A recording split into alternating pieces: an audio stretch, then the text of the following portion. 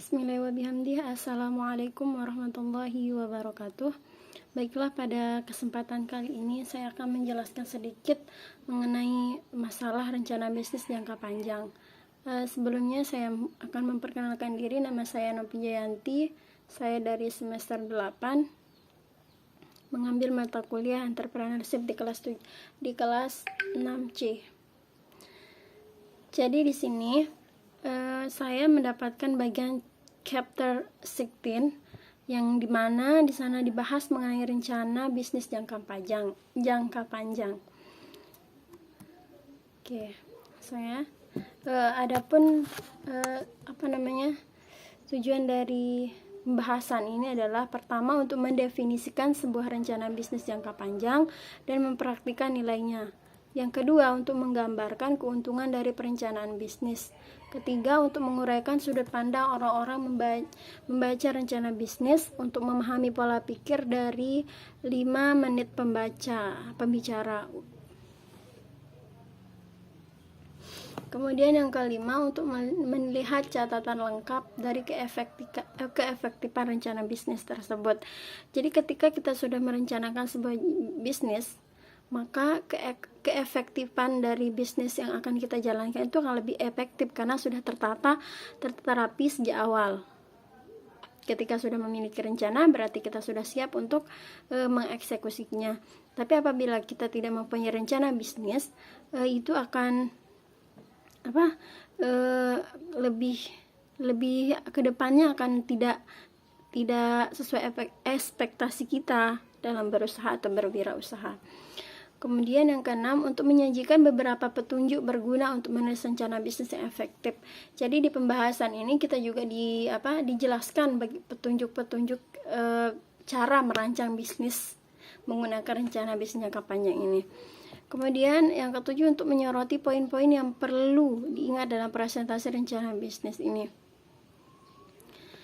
Jadi ketika kita sudah mempunyai, di sini kita diajarkan untuk bagaimana poin-poin penting yang perlu kita bahas dalam rencana bisnis tersebut. 8, untuk menggarisbawahi beberapa sudut pandang tentang pentingnya rencana baru. Oke, selanjutnya pertama dalam pembahasan ini saya akan membahas perlunya rencana bisnis yang berkelanjutan. Sebagai pengusaha, secara kolektif mengajarkan titik kritis di mana kita harus mengubah model bisnis untuk respon ke masalah jangka panjang.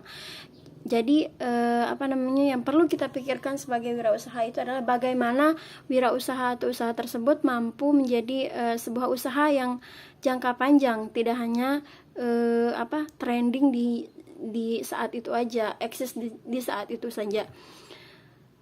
Kewirausahaan harus mampu memajukan inisiatif pembangunan dan memahami pentingnya mitigasi dan menyesuaikan perubahan pola hidup, cuaca yang bergejolak, dampak pasar macet, energi dan air, harga atau ketersediaan perubahan yang mentah.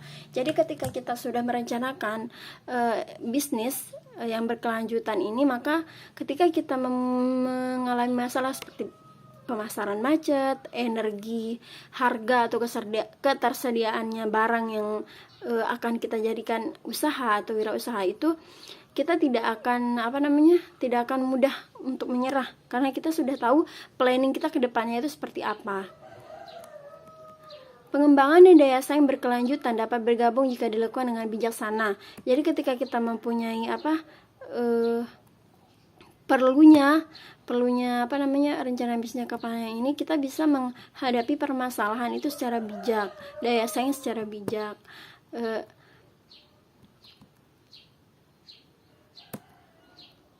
Perubahan dalam cara berpikir saat ini adalah bahwa bisnis memiliki modal infrastruktur dan modal alami yang besar. Sistem bisnis harus memodelkan diri mereka sendiri setelah yang alami untuk menjadi sustainable. Kemudian yang kedua, beda pandangan tentang perencanaan bisnis ini. Di sini terdapat banyak orang yang memandang bahwa perencanaan bisnis ini perlu dan ada juga yang memandang ini tidak perlu, di mana orang yang mengatakan bahwa perencanaan bisnis tidak perlu karena hanya akan terpaku pada rencananya, kemudian akan membuang-buang waktu. Tetapi bagi orang yang merasa perencanaan bisnis ini penting, dia akan merencanakan sebaik-baik mungkin, kemudian dia akan memberikan beberapa poin-poin dalam perencanaan bisnisnya. Ada David Gompers menyatakan bahwa menulis rencana bisnis yang tidak perlu membuang waktu dan pada kenyataannya bisa menjadi kontraproduktif. Dengan adanya pemberitaan tentang kelangkaan produksi yang tidak mahal, kemudian dapat beralih dari kerjasama ke produk pasar tanpa menekan modal yang signifikan. Kemudian selanjutnya di sini adalah beberapa pengusaha tidak bisa memahami nilai pokok mereka tanpa adanya dasar dan menjaga adat bisnis. Ya, ini di sini perlunya rencana bisnis ini. Kemudian untuk membantu kewirausahaan di sini itu juga terdapat berbagai media sosial, kemudian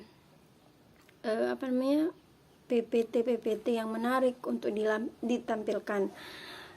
Kemudian selanjutnya adalah di sini terdapat beberapa manfaat ketika kita menggunakan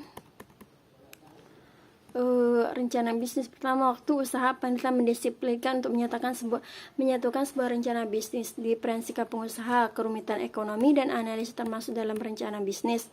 Nah, di sini akan dibahas kesulitan di dalam rencana bisnis ini, akan dibahas kesulitan yang akan kita alami, bagaimana waktu usahanya, actionnya itu seperti apa. Di sini akan dibahas dalam rencana bisnis ini. Karena semua aspek dari bisnis usaha telah ditetapkan dalam rencana tersebut, pengusaha yang sangat ahli mengembangkan dan menyusun strategi dan hasil yang diharapkan. Kemudian dengan menggunakan rencana bisnis ini, maka pembisnis akan mendapatkan hasil sesuai dengan ekspektasi mereka. Kemudian selanjutnya, rencana bisnis memberikan rincian atas pasar dan rencana untuk mengamankan saham. Jadi ketika kita merencanakan bisnis ini, kita sudah mempunyai catatan rencana bisnis kita ke depan seperti apa, pasar modalnya seperti apa, sahamnya juga seperti apa. Itulah pentingnya daripada rencana bisnis. Nah, di sini juga di pembahasannya itu akan dibahas mengenai menulis rencana bisnis yang matang. Ada ringkasan eksekutif, kemudian deskripsi bisnis jangka panjang, segmen pemasaran. Ini adalah bagian-bagian dari pembahasan ketika kita menulis rencana bisnis itu. Di dalamnya itu juga dalam segmen pemasaran kita disuruh untuk menampilkan, dianjurkan untuk menampilkan pertama visi pemasaran, yang kemudian besar dan tren pemasarannya, analisis pesaing, perbedaan yang luar biasa, kemudian strategi branding, kalkulasi rasional, bahan pemasaran, iklan dan promosi. Ini terdapat dalam perencanaan pemasaran yang matang. Kemudian ada istilah penelitian desain dan pengembangan. Di sini dalam penelitian desain ini diharapkan pengusaha itu mampu mendesain produknya atau membranding produknya lebih baik. Kemudian pengembangannya juga. Kemudian yang terakhir ada operasi, di mana di sini seorang wirausaha harus mengoperasikan atau memasarkan usaha-usahanya tersebut. Kemudian yang terakhir adalah keuangan. Di sini sangat perlu sekali untuk dihandle oleh sebuah perusahaan atau sebuah usaha adalah keuangan, di mana terdapat analisis, menghitung keuntungan dan kerugiannya, cash flow-nya, terus kemudian resikonya, dan seperti itu. Hanya itu saja yang dapat saya sampaikan. Wabillahi taufiq wal hidayah. Wassalamualaikum warahmatullahi wabarakatuh.